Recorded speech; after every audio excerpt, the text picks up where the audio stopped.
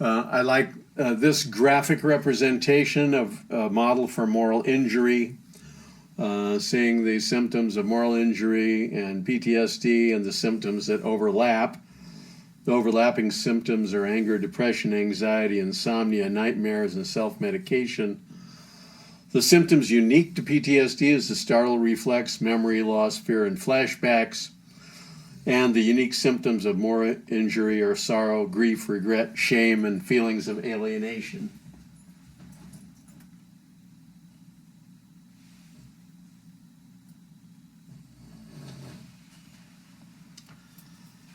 The literature regarding moral injury says that it's related to killing. That's for infantry and combat personnel. So why would corpsmen and medics have moral injury? Our moral injury is the inability to save our comrades who we may have had coffee with in the morning and be treating for enucleation, loss of limbs, loss of life, and other horrible injuries in the afternoon. People that we grow very close with. So, suggested model for future use going forward with combat medical groups is the emerging moral injury model by Litz, Nash, et al.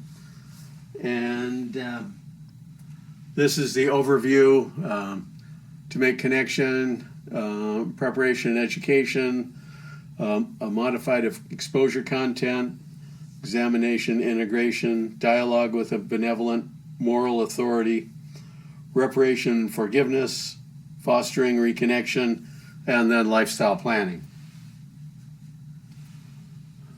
So, as with any therapy, the first step is connection, building trust, and many may have never told any person the things that they're about to tell you. So they need to develop trust for as a first step.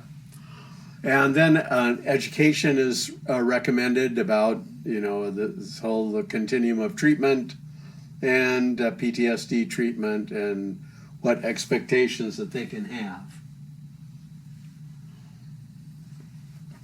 The exposure content suggests a projective exercise, having the client close their eyes and relive, redescribe the events that are still bothering them.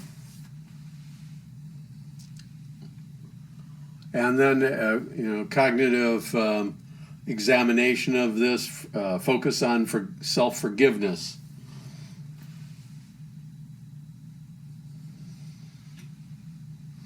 Another important, and probably the most important point of this treatment is with a benevolent moral authority. The model recommends a projective exercise.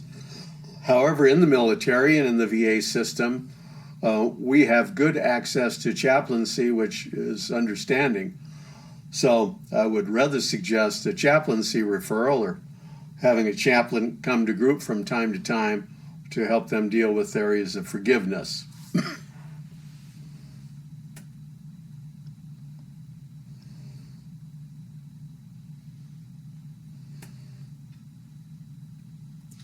So self-forgiveness is another important part of this treatment and the desired outcome. And also it's suggesting that they continue on and do amend making where possible.